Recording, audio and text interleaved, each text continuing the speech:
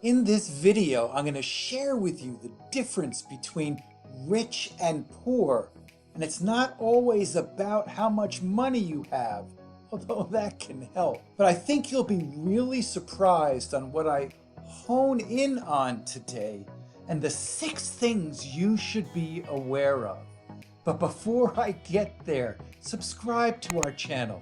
I've got 32 years of experience that I'm going to bring to you in terms of retirement, Social Security, income, and so much more. Subscribe to the channel and hit the notifications bell to be alerted to when we post new videos. I believe you've worked hard for this, your retirement, and I want you to fully enjoy it. But I think that our industry has done a lousy job of truly preparing you for this moment. The focus from our industry is having the most money, having the most toys.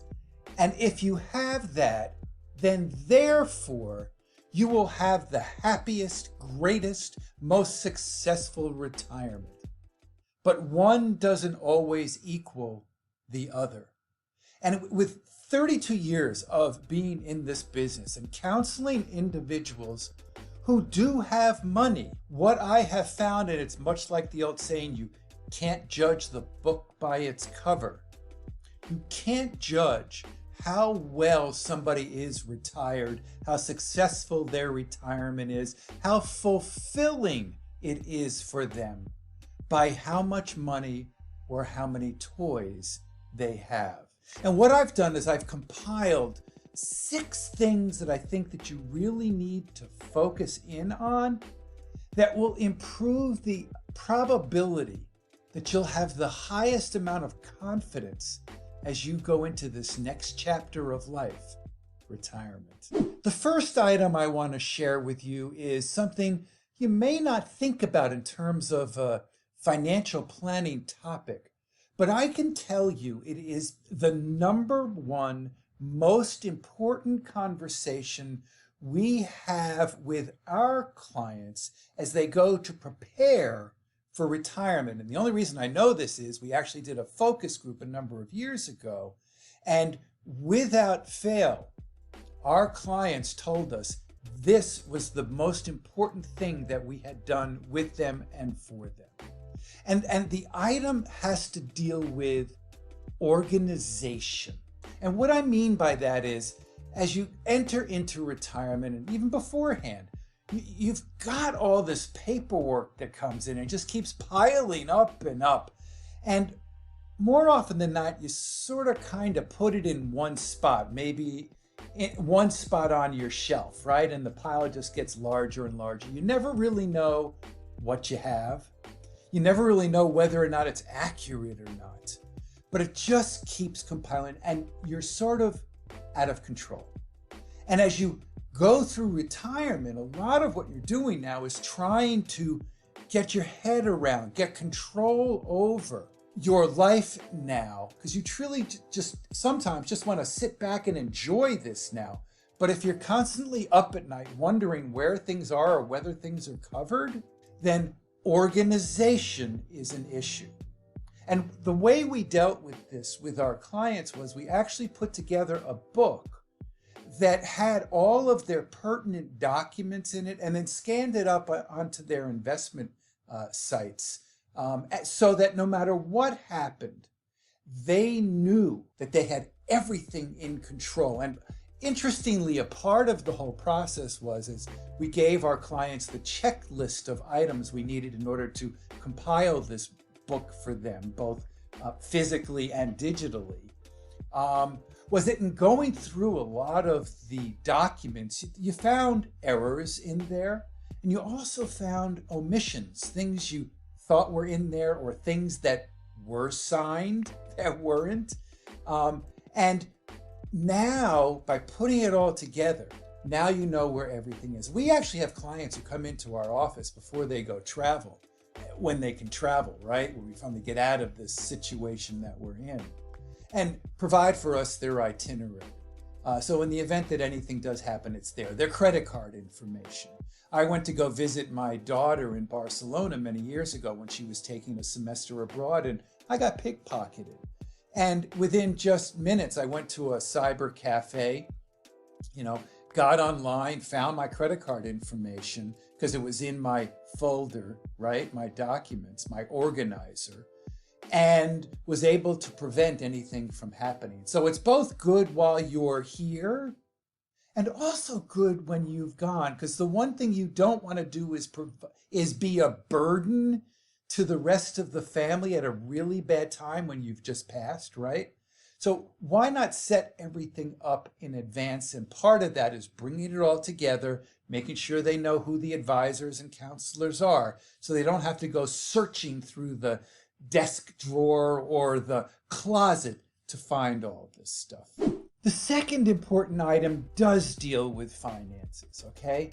The difference between those who are in control or are rich versus those who are poor. And I must digress for just a moment, okay? It is so much more about how you lead your life than how much you spend.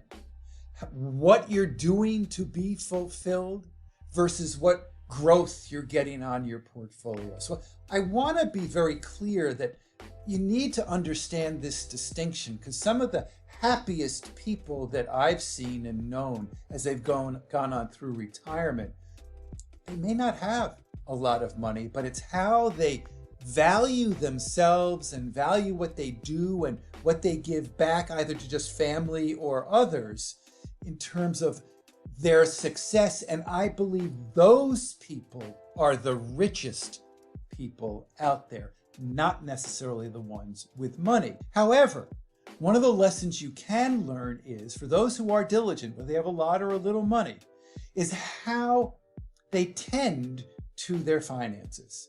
They're on top of what their investments are. They may or may not have an advisor, but they are making the necessary adjustments along the way. They aren't obsessed with the day-to-day performance or growth or decline of their portfolio. They have a better sense of the overall, and they don't let the headlines dictate how they manage their money. That's an important distinction. They're also on top of their cash flow, what that need is, because believe it or not, as you go into retirement, it is the cash flow that will drive how much risk you're going to need in retirement. It's the completely opposite of when you were working. You just wanted to take on a lot of, if you will, risk to grow your nest egg. Well, now you have the nest egg. It's important to be able to generate the income you need, and that's the distinction between those who are on top of it and are not. They take the appropriate amount of risk. They also account for their bucket list and their cash items and maybe their donations and charitable intent.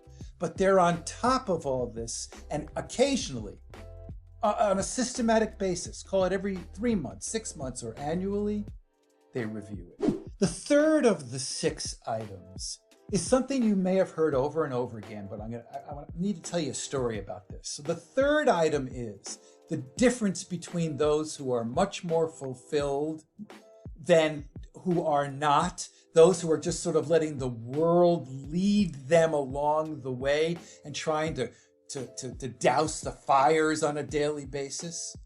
The key here is, and the third item is, planning. And let me share with you a story, okay? I recently had a phone call from a prospective client, and they're both in their 70s now, and they're both about to retire. He had a job with the district attorney's office, had been there for many, many years. She had a very high-powered job with an insurance company, making a lot of money between the two of them. And as he was telling me more about his story, as I asked him more and more questions to see if there was a fit, whether or not I could help them or not, what he shared with me basically was there was no money.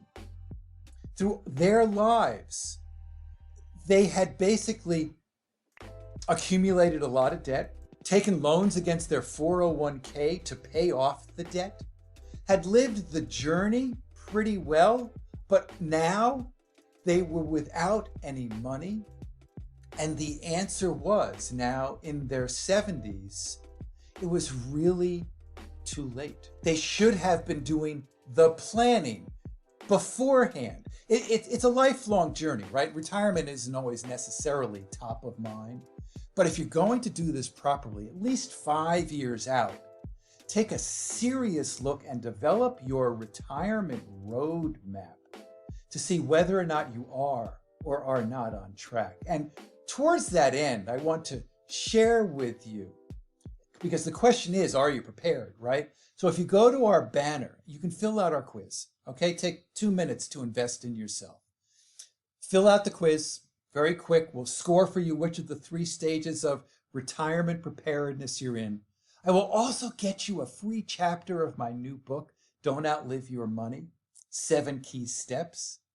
And I'll get to you a couple of worksheets to provide for you a little bit more clarity as to whether or not you're on track. So I'm going to give you the next 3, but I'm saving what I think is the most important one for last, and I think it's we spend the most time with our clients on this particular conversation, the last one. But let me get to number 4.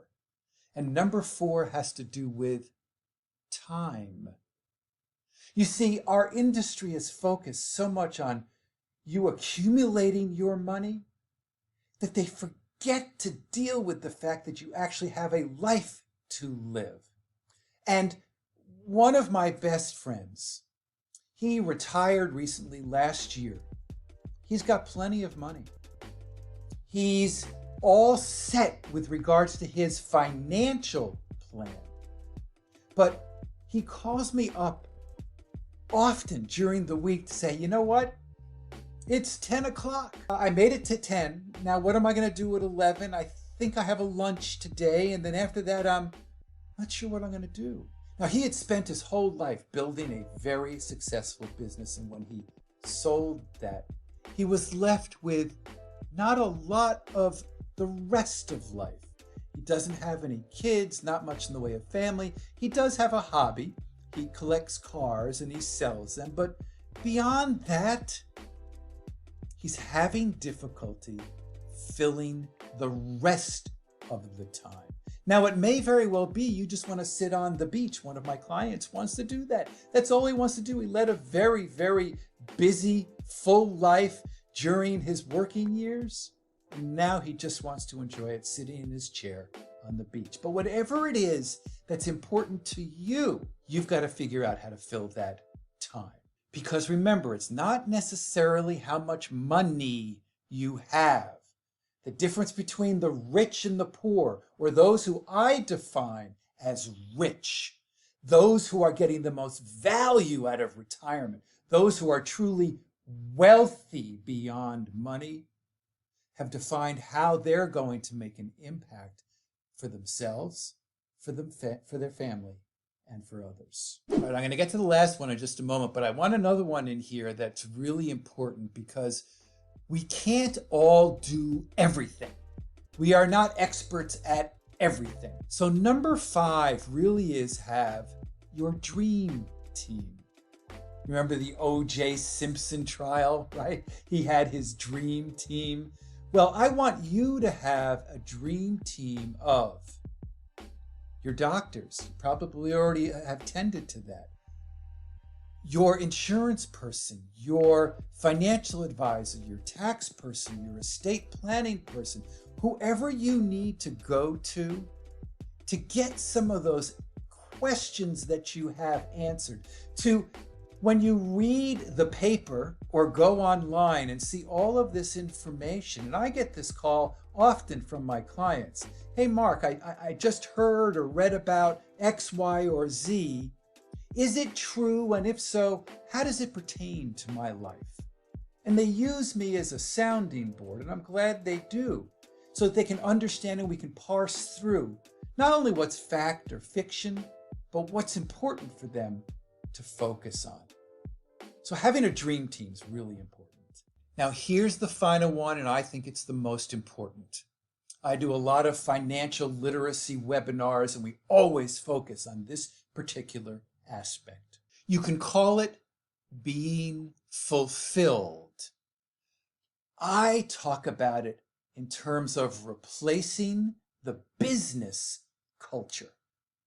Now, I had a client of mine who a number of years ago, we had done her retirement roadmap, gone through the 7 steps that I talk about in my book, and found out she was all set financially.